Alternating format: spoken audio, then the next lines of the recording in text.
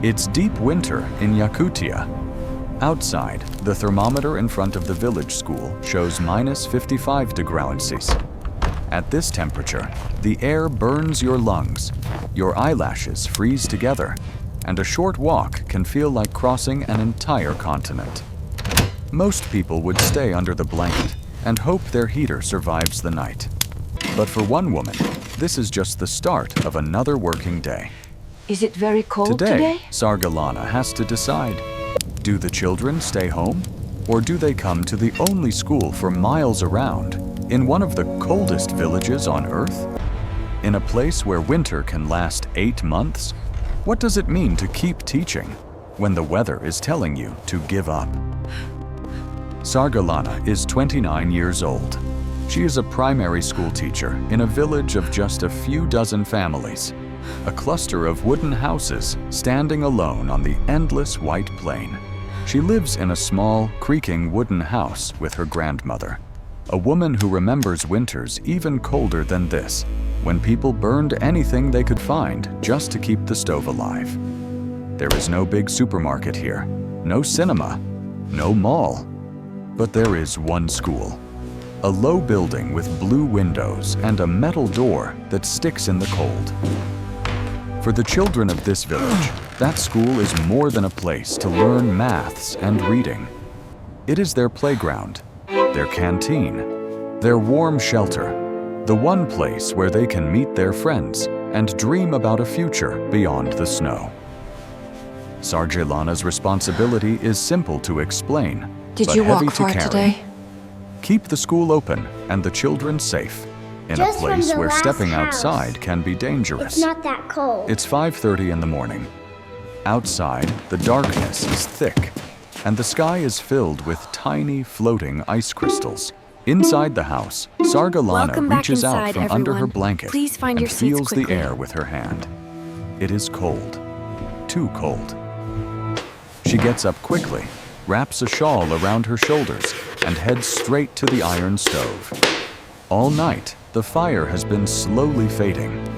She opens the stove door, stirs the blackened logs, and throws in more wood, listening for the soft roar of flames returning to life. In Yakutia, you don't start your day with coffee. You start it by making sure your house won't turn into a freezer. Her grandmother sits up on the bed, pulling the blanket tighter around her shoulders. "Is it very cold today?" she asks. Sargalana pours tea into 2 glasses, their thin metal holders warming her fingers. "We'll see," she answers. "First, we check the thermometer." She dresses in layers: thermal underwear, a wool sweater, another sweater, thick pants, then snow pants, 2 pairs of socks, and finally, her heavy winter coat. She wraps a scarf around her face until only her eyes can be seen, pulls on her fur hat and boots, and steps into the darkness outside. Shake your arms down. The village is silent. No cars, no dogs barking, only the sound of snow crunching under her feet.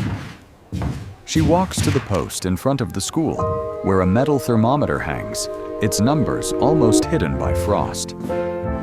She wipes it with her glove and looks closely. -55. For a moment, she just stands there, her breath freezing in a white cloud in front of her. If it drops even lower, the youngest children must stay home. But today, some of them will still come. Their parents want them to eat at the school canteen, to sit in warm rooms instead of cold kitchens. Sargalana opens the school door, switches on the lights, and the empty hallway slowly fills with yellow warmth. By 8 a.m., the first children begin to arrive. Tiny figures in oversized coats, hats pulled down so far that you can hardly see their eyes, scarves wrapped too, Right here, 3 sweetie. times around their faces. Make the loop a Some little come bit on tighter. foot, some on sleds pulled by older brothers, some squeezed into the front seat of an old car that stops running if the driver turns the engine off for even a few minutes. Inside the school, the rules are different from warmer places. Children keep their boots on in the classroom, sometimes even their coats. because the cold from the ground can creep in through any crack. The windows are taped with plastic. The Time for lunch, radiators are everyone. always on, and the hallway smells of wet wool and melted snow. Sargilana bends down to help a little boy take off his outer mittens. His cheeks are bright red, small white crystals forming at the edges of his eyelashes. "Did you walk far today?" she asks. "Just from the last house," he says proudly. "It's not that cold." In the classroom, she writes the date on the board with a slightly shaking hand. Chalk squeaks. Children whisper and giggle, their voices echoing in the small room. They start with reading. The words on the page talk about forests, animals, and faraway cities the children have never seen. Every now and then, a soft hiss comes from the heaters, reminding everyone that outside, the cold is pressing at the walls, looking for a way in. After the first lesson, she lets them stand up and move around, warming their bodies. "Shake your arms, stamp your feet," she laughs. In a place like this, keeping children warm is just as important as teaching them to count. Around midday, the smell of soup begins to spread through the school. In the tiny canteen, a cook is stirring a huge pot of broth, steam fogging up the windows until the outside world Everyone, disappears stay calm. completely.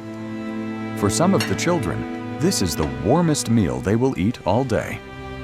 Let's sit down. Sargilana The soup walks is her still class hot. to the canteen, her boots squeaking on the worn linoleum floor. They line up, small hands holding metal trays, eyes following every ladle of soup and spoonful of mashed potatoes. Suddenly, the lights flicker. Once, twice. Then everything goes dark. The only sound is the soft bubbling of the soup and the distant howl of the wind outside. For a few seconds, no one moves. The cook freezes. Children hold their trays in midair. In winter, a power outage is not just an inconvenience. It can mean the heaters will stop working. Sargilana feels a cold wave that has nothing to do with the air temperature. She looks at the children, at their thin hands and red cheeks, and forces herself to smile. "Everyone, stay calm," she says. "Let's sit down. The soup is still hot." They sit at the tables, their breath suddenly visible in the dim light from the windows. She starts a game, asking them to tell stories about their grandparents, about the coldest winter they've ever heard of. While they talk, she listens for any sound from the corridor, for the hum of the power returning, for the heaters waking up again. After what feels like a very long time, the lights blink once more. The hum returns. Warm air begins to move through the pipes again. Several children clap without thinking. The cook laughs in relief and returns to serving food. Life at -55 warm enough? continues, as if nothing almost changed. But for a moment, everyone felt just how thin the line is between a warm school lunch and hours spent shivering in the dark. In the afternoon, after writing letters and doing simple maths, the children slowly begin to put their layers back on. Scarves, hats, gloves, boots. By the time they Time to reach the get ready door, for our they look next more like lesson, small everyone. walking bundles of clothing than students. One by one, they step back out into the ice fog, their voices swallowed by the wind. Sargilana stands by the window for a while, watching them disappear into the white. Yes, it is very warm. When the last child leaves, she checks every classroom, turns off the lights, but leaves the heaters on low. The school has to stay alive through the night, too. She walks home along the same snowy path, her footsteps already filling with fresh crystals. At home, her grandmother is waiting with a pot of hot soup and fresh bread. The little wooden kitchen glows in the light of a single bulb. The windows are covered in patterns of ice, like frozen flowers. "How were your students today?" her grandmother asks. "They were brave," Sargilana says, sitting down and wrapping her hands around the warm bowl. "They always are." Later that evening, she sits at the table with a pile of notebooks, red pen in hand. Outside, the wind beats against the walls, trying to remind them how small and fragile their house is. Inside, every correct answer, every careful letter, is a tiny step away from the cold, toward a different kind of future. In some parts of Yakutia, school attendance depends on the temperature outside.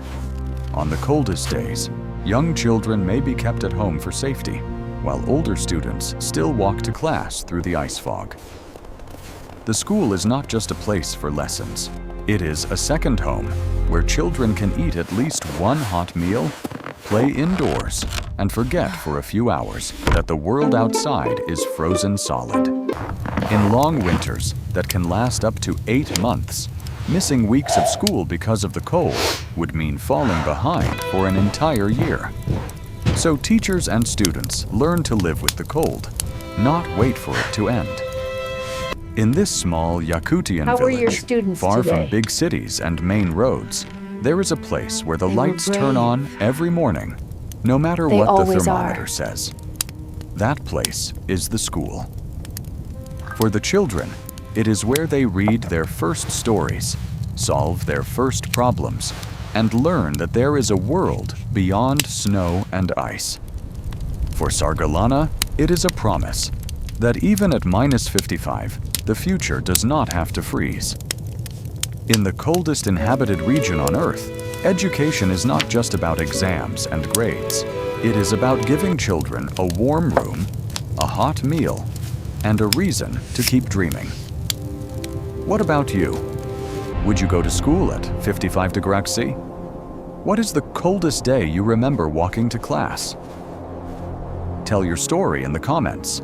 And if you want to keep meeting people who live, work, and dream in the land of -71 degrees, don't forget to subscribe to Coldest Place on Earth channel so we can keep bringing you the warmest stories from the coldest places on Earth.